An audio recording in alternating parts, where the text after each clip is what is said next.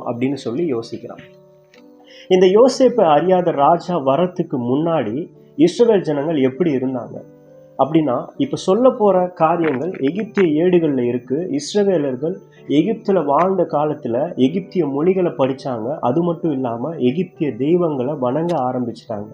ஆனா வீட்டுக்கு வரும்போது தங்களுடைய எபிரேய மொழியில பேசினாங்க. தங்களுடைய தெய்வமான ஆபிரகாம், ஈசாக்கு, யாக்கோபுடைய தேவனை நினைச்சாங்க. இவங்க 2 எகிப்திய தெய்வங்களை வணங்க ஆரம்பிச்சாங்க.